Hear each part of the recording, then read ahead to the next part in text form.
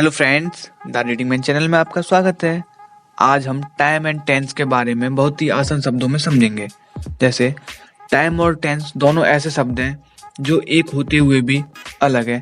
यानी कि ज़्यादातर स्टूडेंट्स ये देखते हैं कि टाइम और टेंस एक ही चीज़ है, बट लगता है ऐसा ही है कि टाइम और टेंस एक चीज़ है। बट अगर आप इसे डीपली में देखोगे तो टाइम अलग है और टेंस अलग है। यानी कि वो हम आगे देखेंगे। यानी कि टाइम एक ग्रामेटिकल कंसेप्ट नहीं है। टाइम जो है वो एक नेचुरल कंसेप्ट है, यानी कि वो एक प्रकृति की देन है। और इसका मतलब हम कह सकते हैं जो टाइम का संबंध है ना, वो क्रिया के अर्थ से रहता है, ना कि उसके रूप से। यानी कि जब सेंटेंस में कोई भी सेंटेंस होता है, जैसे मैं कह रहा हूँ कि मैं कल आगरा जा रहा हूँ, तो उसका जो अर्थ है ना वो बता रहा है कि मैं कल जा रहा हूँ, यानी कि कल। और हम देखेंगे कि जो टाइम है ना, टाइम उसको 3 भागों में बांटा गया है। यानी कि बीता हुआ प्रेजेंट, जो प्रेजेंट अभी चल रहा है उसको अगर हम बिताएंगे यानी कि वो बीतेगा तो हम उसको पास्ट बोलेंगे। और जो अभी चल रहा है उसे हम प्रेजेंट बोलेंगे, यानी कि जो अभी है वो प्रेजेंट में है। और जो आने वाला प्रेजेंट होगा उसे हम क्या बोलेंगे, फ्यूचर, यानी कि भविष्य। और हम टेंस के बारे में समझते हैं। जैसे टेंस एक ग्रामेटिकल टर्म कंसेप्ट है। हाँ, ये एक नेचुरल कंसेप्ट नहीं है, क्योंकि ये एक प्रकृति की देन नहीं है। समझ रहे हो आप? जैसे टेंस का अर्थ जो होता है ना, वो क्रिया के उस रूप से होता है, क्रिया के उस रूप से होता है जो कि वाक्य को यह दर्शाती है कि यह जो वाक्य है यह वर्तमान में है या भूतकाल में है या भविष्य काल में है। यानी कि क्रिया की अवस्था के ऊपर डिपेंड होता है टेंस का सारा मैटर। जैसे क्रिया की 5 अवस्थाएं होती हैं, यानी कि पहली अवस्था यानी कि first form, second form, third form, fourth form और फिफ्थ फॉर्म। ज़्यादातर हम 3 फॉर्म्स का प्रयोग करते हैं, यानी कि फर्स्ट फॉर्म यानी कि प्रेजेंट फॉर्म, सेकंड फॉर्म यानी कि पास्ट फॉर्म, थर्ड फॉर्म यानी कि परफेक्ट फॉर्म, और प्रेजेंट फॉर्म में ही हम फ्यूचर का भी प्रयोग कर देते हैं। जो विल और शैल होती हैं वो मॉडल वर्ब होती हैं। और हम देखते हैं मतलब कि टाइम के बेसिस पर ही ग्रामर का यह कंसेप्ट बनाया गया है, जिसे हम टेंस कहते हैं। यानी कि टेंस का अर्थ क्रिया के उस रूप से होता है कि वाक्य वर्तमान में है या भूतकाल में या फिर भविष्य काल में है। ये हम टेंस के द्वारा जानते हैं। वैसे टेंस और टाइम का अंतर बहुत ही कम लोग जानते हैं। यानी कि कार्य के समय के मुताबिक, यानी कि जो वाक्य है, वाक्य में हमेशा कोई कार्य होता है, यानी कि या तो उसमें कर्ता कार्य ही करेगा। समझ रहे हो आप?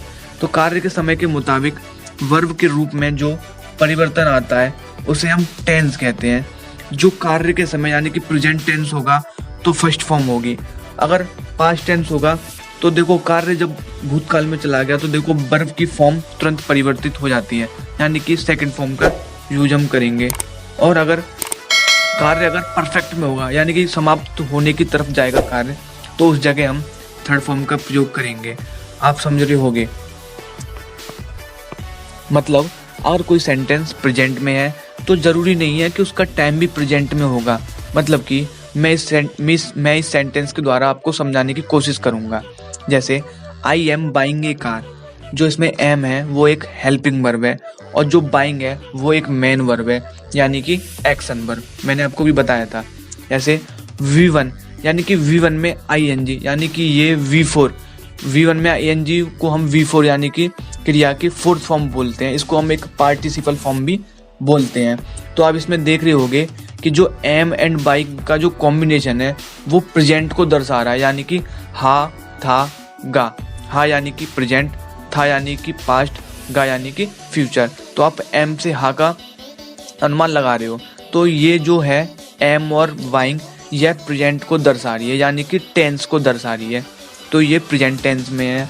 और जो ए कार और जो नेक्स्ट मंथ है, I am buying A car तो एक ऑब्जेक्ट है जी। और जो नेक्स्ट मंथ है वो समय है। समय यानी कि इसमें बता रहा है कि अगले महीने। अब प्रेजेंट को अगले महीने यानी कि प्रेजेंट को आने वाले समय में दिखा रहे हैं। तो जो प्रेजेंट को आने वाले समय में दिखाएंगे तो उसे हम फ्यूचर बोल देते हैं, यानी कि आने वाला महीना। तो देखो इसमें जो टेंस है वो प्रेजेंट का है और इसमें जो टाइम है वो फ्यूचर का है। तो हम इससे कह सकते हैं कि टाइम एंड टेंस अलग अलग होते हैं, ना कि एक। और दूसरा सेंटेंस हम समझते हैं, जैसे वी वॉच्ड टीवी टुडे, हमने टीवी देखी, यानी कि हमने आज टीवी देखी, हमने आज टीवी देखी। तो इसमें आप देखोगे फॉर्म ऑफ वर्ब जो सेकंड है, यानी कि यह टेंस पास्ट में है, यानी कि इसमें जो काम है वो बीत गया। जो उसने टीवी देखी थी, हमने जो टीवी देखी थी वो देख ली थी, तो ये जो काम है वो पास्ट में चला गया। बट इसका जो समय है वो प्रेजेंट में दिखा रहा है। आप देखोगे तो टुडे यानी कि आज, वो प्रेजेंट में है। तो इसलिए हम कह सकते हैं टाइम एंड टेंस अलग अलग होते हैं।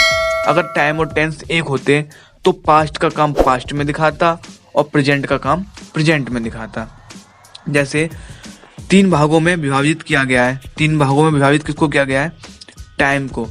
और टेंस का जन्म टाइम से ही हुआ है, इसलिए जो हम टेंस है ना, टेंस को भी हम टाइम से ही देखते हैं, क्योंकि टाइम और टेंस कह तो हम एक ही सकते हैं, बट इसमें भी डिफरेंस होता है, जो कि मैं आपको बता रहा था। और इसमें आप देखोगे कि जो टेंस का जन्म जो हुआ है वो टाइम से ही हुआ है। आप देखोगे जो टाइम है वो है कि कल, अगले महीने, अगले वर्ष, यानी कि टाइम उसमें भी टाइम ही होता है, जैसे कि प्रेजेंट, पास्ट, फ्यूचर। जैसे कि अगर मैं कल दिल्ली जाऊंगा, यानी कि मैं कल दिल्ली जाऊंगा, जो इसमें कल है वो आने वाला टाइम दिखा रहा है, यानी कि फ्यूचर। मैं कह रहा हूँ कि मैं कल दिल्ली गया, यानी कि जो कल है वो बीता हुआ समय है, यानी कि वो पास्ट है। देखो आप देखोगे तो समय बदल रहा है। और मैं कह रहा हूँ कि मैं आज दिल्ली जाऊंगा, तो जो आज है वो प्रेजेंट में है। बट अगर आप टेंस देखोगे तो इसमें आप देख रहे हो कि जो इसमें जो काम हो रहा है ना, जो कार्य हो रहा है, वो अपने आप में एक वर्ब जो होती है, क्रिया का रूप परिवर्तित होता है। यानी कि प्रेजेंट में मैं दिल्ली जा रहा हूँ यानी कि प्रेजेंट, मैं इस समय जा रहा हूँ। मैं दिल्ली जाऊंगा यानी कि जाऊंगा यानी कि फ्यूचर, मैं दिल्ली जाऊंगा मतलब आने वाले टाइम में दिल्ली जाऊंगा जो है वो फ्यूचर में दर्शा रहा है। और मैं दिल्ली गया यानी कि जो गया है वो पास्ट दिखा रहा है, मैं यानी कि दिल्ली चला गया। ऐसे ही टेंसेस 3 प्रकार के होते हैं, प्रेजेंट टेंस, पास्ट टेंस और फ्यूचर टेंस। प्रेजेंट टेंस यानी कि वर्तमान काल, पास्ट टेंस यानी कि भूतकाल, फ्यूचर टेंस यानी कि भविष्यकाल। जैसे कि एक ही काल में क्रिया को अलग अलग अवस्थाओं में बताया गया है, यानी कि जो टेंसेज हैं इनकी भी अलग अलग अवस्थाएं होती है, यानी कि 4 अवस्थाएं। जैसे simple indefinite tense, number 2 continuous या इम्परफेक्ट या progressive tense, number 3 perfect tense, number 4 perfect continuous tense. अगर हम इसमें भी मतलब कि 3x4 यानी कि जो 3 टेंसेज हैं इनके 4 भाग होते हैं, तो टोटल मिला के 12 टेंस होते हैं। जैसे प्रेजेंट इंडेफिनिट टेंस, और पास्ट का करेंगे तो पास्ट इंडेफिनिट टेंस, फ्यूचर करेंगे तो फ्यूचर इंडेफिनिट टेंस। ऐसे ही इन सभी का हम ऐड कर लेते हैं, तो ऐसे टोटल मिला के 12 टेंसेज होते हैं।